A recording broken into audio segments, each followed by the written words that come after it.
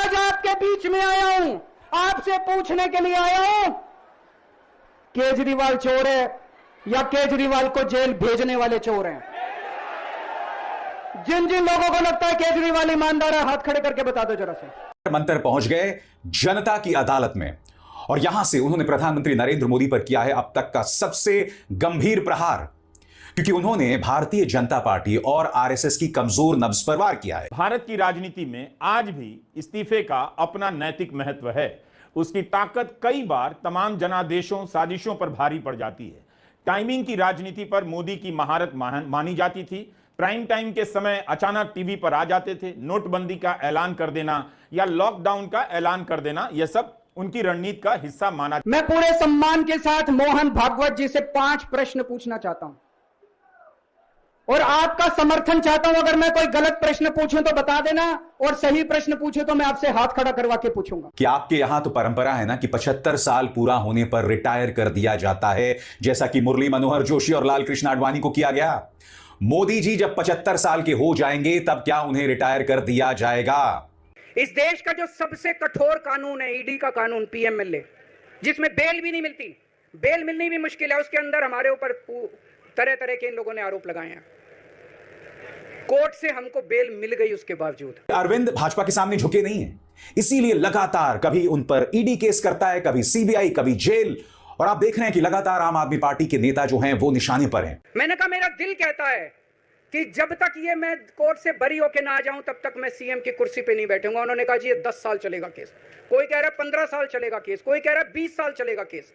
अगर आप मेरे को वोट देके जिताओगे और अगर आप कहोगे कि केजरीवाल ईमानदार है, तो चुनाव के बाद उसके बाद जाके मैं सीएम की कुर्सी पे बैठूंगा, तब तक मैं सीएम की कुर्सी पे नहीं बैठूंगा। हेलो दोस्तों, नमस्कार। अरविंद केजरीवाल के इस्तीफा के बाद अब जंतर मंतर से अरविंद केजरीवाल ने जनता की अदालत से बीजेपी और आरएसएस पर बड़ा सवाल खड़ा किया है और आरएसएस के प्रमुख मोहन भागवत से 5 प्रश्न पूछा है, जिनमें प्रधानमंत्री को इस्तीफा की बात कही गई है।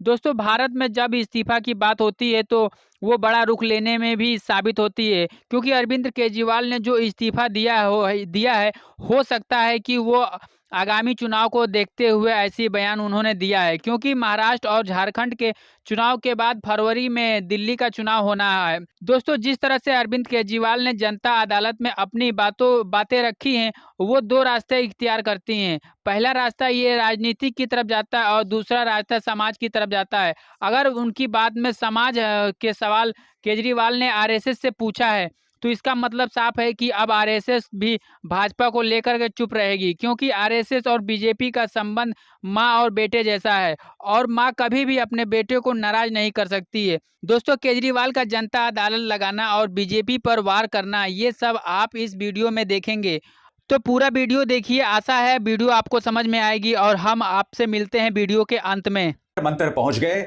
जनता की अदालत में और यहां से उन्होंने प्रधानमंत्री नरेंद्र मोदी पर किया है अब तक का सबसे गंभीर प्रहार, क्योंकि उन्होंने भारतीय जनता पार्टी और आरएसएस की कमजोर नब्ज पर वार किया है। उन्होंने सीधे सीधे 5 सवाल किए हैं आरएसएस प्रमुख मोहन भागवत से कि आपके यहां तो परंपरा है ना कि 75 साल पूरा होने पर रिटायर कर दिया जाता है, जैसा कि मुरली मनोहर जोशी और लाल कृष्ण आडवाणी को किया गया। मोदी जी जब 75 साल के हो जाएंगे तब क्या उन्हें रिटायर कर दिया जाएगा? जून के महीने में जब केजरीवाल लोकसभा चुनाव के प्रचार के लिए जेल से बाहर आए तो उन्होंने 17 सितंबर को लेकर एक बड़ा बयान दिया। ऐसा बयान दिया कि बीजेपी को तुरंत प्रेस कॉन्फ्रेंस कर सफाई देनी पड़ गई, वो भी आधी। केवल नरेंद्र मोदी के बारे में सफाई दी गई, योगी आदित्यनाथ के बारे में सफाई बाद में दी गई। उस दिन अरविंद केजरीवाल ने कह दिया कि मोदी अगले साल इस तारीख को 75 साल का होने पर पद छोड़ देंगे और अमित शाह पीएम बनेंगे। इसलिए वे असल में अपने लिए नहीं, अमित शाह को प्रधानमंत्री बनाने के लिए वोट मांग रहे हैं। वो सीधे मोहन भागवत से पूछ रहे हैं कि भारतीय जनता पार्टी लगातार अपनी पार्टी में भ्रष्टाचारियों को स्वागत कर रही है, यानी कि जो व्यक्ति भाजपा की शरण में आ जाए उसके तमाम पापों को माफ कर दिया जाता है। और ऐसा अरविंद केजरीवाल क्यों कह रहे हैं?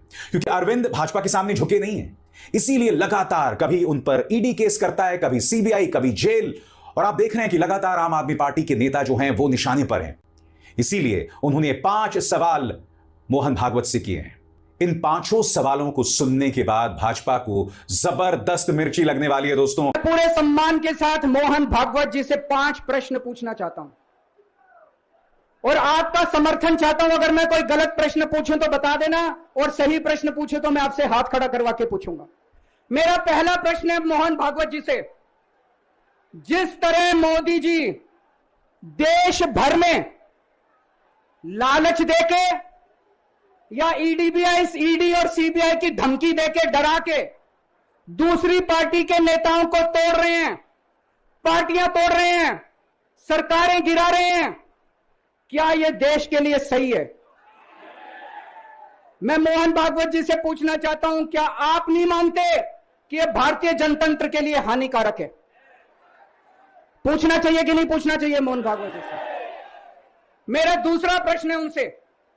देश भर में सबसे भ्रष्टाचारी नेताओं को मोदी जी ने अपनी पार्टी में शामिल करवा लिया। जिन नेताओं को कुछ दिन पहले मोदी जी ने खुद सबसे भ्रष्टाचारी बोला, जिन नेताओं को अमित शाह जी ने खुद भ्रष्टाचारी बोला, कुछ दिन के बाद उनको बीजेपी में शामिल करा लिया। मैं मोहन भागवत जी से पूछना चाहता हूं, क्या इस प्रकार की राजनीति से आप सहमत हो? क्या आपने कभी ऐसी बीजेपी की कल्पना की थी? पूछना चाहिए कि नहीं पूछना चाहिए मोहन भागवत जी से? मेरा तीसरा प्रश्न है मोहन भागवत जी से। बीजेपी आरएसएस की कोख से पैदा हुई है कि नहीं है? कहा जाता है यह देखना आरएसएस की जिम्मेदारी है कि बीजेपी पथभ्रष्ट ना हो। मैं मोहन भागवत जी से पूछना चाहता हूं, क्या आप आज की बीजेपी के इन कदमों से सहमत हैं? क्या आपने कभी मोदी जी से यह सब ना करने के लिए बोला?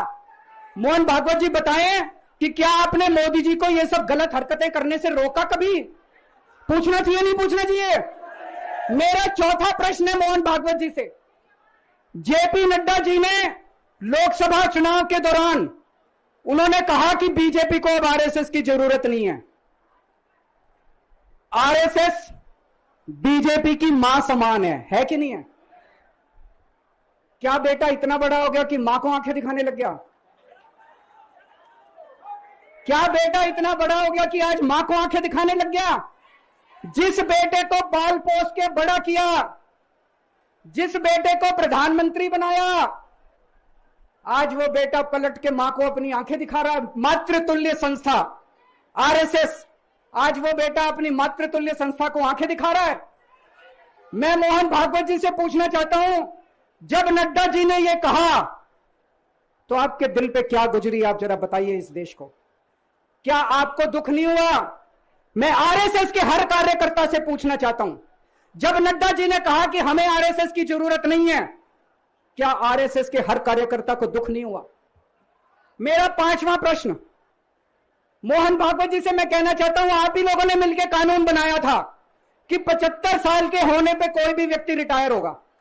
इस कानून के तहत आडवाणी जी को रिटायर कर दिया, मुरली मनोहर जी जैसे बड़े बड़े नेताओं को रिटायर कर दिया, बीसी खंडूरी जी को रिटायर कर दिया, कलराज मिश्र को रिटायर कर दिया, शांता कुमार को और पता नहीं कितने लोगों को रिटायर कर दिया।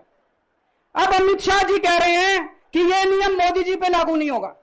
तो मैं मोहन भागवत जी से पूछना चाहता हूं, क्या आप इससे सहमत हो कि जो नियम आडवाणी जी पे लागू हुआ वो मोदी जी पे लागू नहीं होना चाहिए?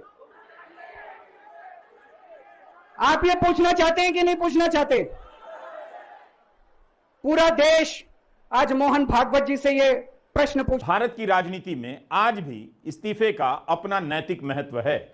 उसकी ताकत कई बार तमाम जनादेशों, साजिशों पर भारी पड़ जाती है। टाइमिंग की राजनीति पर मोदी की महारत मानी जाती थी। प्राइम टाइम के समय अचानक टीवी पर आ जाते थे। नोटबंदी का ऐलान कर देना या लॉकडाउन का ऐलान कर देना, यह सब उनकी रणनीति का हिस्सा माना जाता था। लेकिन अब यह फॉर्मूला भी बेकार हो गया। क्यों बेकार हुआ?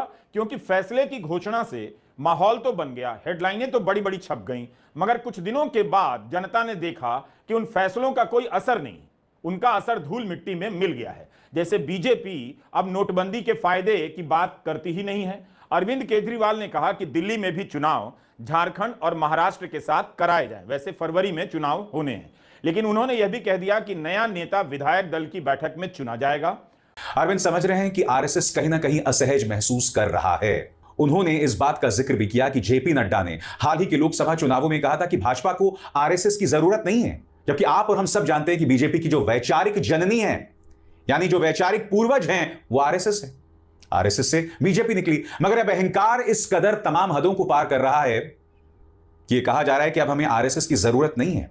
अरविंद केजरीवाल लगातार भाजपा और आरएसएस की कमजोर नब्ज पर वार कर रहे हैं। दोस्तों, जैसा कि आपने वीडियो में देखा कि किस तरह से केजरीवाल बीजेपी और आरएसएस पर प्रहार कर रहे हैं और जो 5 सवाल उठाए हैं वो कहीं ना कहीं बीजेपी के लिए बड़ा खतरा साबित हो सकता है, क्योंकि अभी तक जो कानून बीजेपी ने लागू किया है उसे केवल बड़े नेताओं को ही उससे हटाया गया है। लेकिन क्या 75 वर्ष पूरा होने के बाद मोदी को अपने पद से इस्तीफा देना होगा, जबकि उन्हें सत्ता में बरकरार रहना पसंद है?